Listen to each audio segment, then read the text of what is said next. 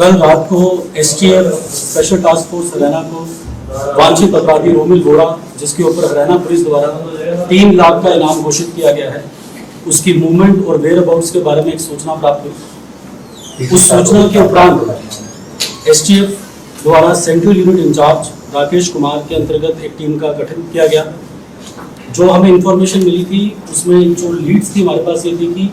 रोमिल वोरा फरीदाबाद गुड़गांव के रास्ते से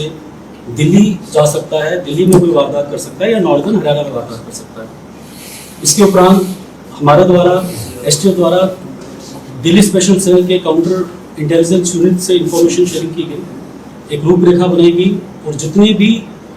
हरियाणा से दिल्ली के प्रोबेबल एग्जिट रूट्स थे वहाँ पे एसटीएफ द्वारा जॉइंट नाकाबंदी की गई। और आज अर्ली मॉर्निंग आवर्स में रोमिल वोरा, जो कि एक वांछित अपराधी है, जैसे कि बताया कि उसके ऊपर 9 मुकदमे हैं हरियाणा में, पंजाब में, दिल्ली में, उसको नाकाबंदी के टाइम इंटरसेप्ट करने की कोशिश की गई बट ही एस्केप्ड और उसने ओपन फायर किया पुलिस पर्सन पे। सेल्फ डिफेंस में एसटीएफ द्वारा भी क्रॉस फायरिंग की गई और इस क्रॉस फायरिंग में एक एसटीएफ के मुलाजिम सब इंस्पेक्टर रोहन को फायर आर्म इंजरी आई है, एक दिल्ली स्पेशल सेल का मुलाजिम सब इंस्पेक्टर परवीन को फायर आर्म इंजरी आई है और रोमिल को भी फायर आर्म इंजरीज आई थी। उसके उपरांत सीन ऑफ क्राइम से इनको नियरेस्ट हॉस्पिटल लिया जाता है जहां पे हमारे मुलाजिमों का इलाज होता है और रोमिल को डॉक्टर मृत घोषित कर देते हैं। रोमिल एक एक्टिव शूटर था, उसके ऊपर 9 मुकदमे थे जिसमें 7 हरियाणा के, एक मोहाली का और एक दिल्ली का। जो हरियाणा में मुकदमे थे जिसमें एक ट्रिपल मर्डर था खेड़ी लखा सिंह का, एक कुरुक्षेत्र में शाहबाद में लिकर कंट्रैक्टर शांतनु का मर्डर हुआ, कुछ वारदातें यमुनानगर में L1 पे हुई, ठेके पे हुई, कुछ इमिग्रेशन सेंटर्स पे की, attempt to murder with extortion. और जो ये शांतनु मर्डर केस में जो 376 नंबर मुकदमा है पीएस शाहबाद का, उसमें डीएसपी अमन जो एसटीएफ में है, इंस्पेक्टर प्रतीक जो माला यूनिट के और इंस्पेक्टर दीपेंद्र जो करनाल यूनिट के हैं, इन्होंने पहले 5 दिन में 5 बंदे पकड़े थे और कल और आज 5 और हमने अक्यूज उस केस में पकड़ लिए हैं। टोटल 10 अक्यूज हमने उस केस में पकड़ लिए हैं, जिसमें शूटर भी है, वो आदमी जिन्होंने रेकी की, लॉजिस्टिक्स प्रोवाइड किए, आर्म्स प्रोवाइड किए। तो अब तक जो शांतनु मर्डर केस है उसमें हमने 10 गिरफ्तारियां कर ली हैं और 11 जो रोमिल था उसका आज जो हमारा जो कॉम्बिंग और सर्च ऑपरेशन था उसमें क्रॉस फायरिंग में वो न्यूट्रलाइज हुआ।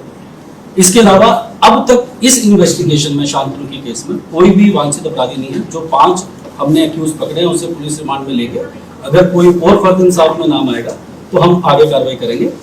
जो फॉरेन बेस्ड इनके एसोसिएट्स हैं हम उन पे भी काम कर रहे हैं। एसटीएफ द्वारा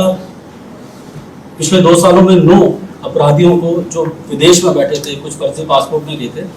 उन्हें लीगल कॉरेस्पॉन्डेंस के थ्रू, सेंट्रल एजेंसीज और इंटरपोल के थ्रू 9 ऐसे वांछित जो बाहर थे उनको हमने डिपोर्ट या एक्सट्रेडिट करवाया है। और मैं आपके माध्यम से social media, electronic media, print media सब यहाँ पे है, मैं आपके माध्यम से एक हमारे हरियाणा के युवाओं को ये अपील करना चाहता हूँ कि हम ये समझें कि ये जो फॉरेन बेस्ड गैंगस्टर्स हैं या जो भी हैंडलर्स हैं, इनका मेन पर्पस अपना है। ये आपकी वल्नरेबिलिटीज, किसी लड़के की अगर गांव में कोई रंजिश होगी पारिवारिक या कोई स्कूल में किसी से तू नामा होगी, वो इनको सोशल मीडिया में फॉलो करता है, फिर वो उनको कल्टिवेट करते हैं। ऐसे ही किसी को कच्चा लालच आ जाता है कि ब्रांडेड शूज देगा, ब्रांडेड टी शर्ट देगा। आपके ऊपर तो मुकदमे हो रहे हैं और ये बाहर बैठे हुए हैं, फिर कभी आपको छोटे मुकदमे में घुसा देंगे, फिर पैरवी करेंगे, फिर किसी बड़े केस में ले जाएंगे।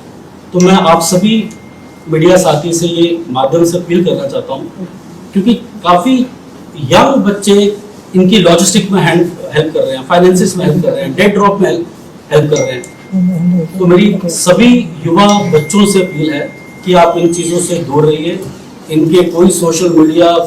कोई फॉलोइंग करने से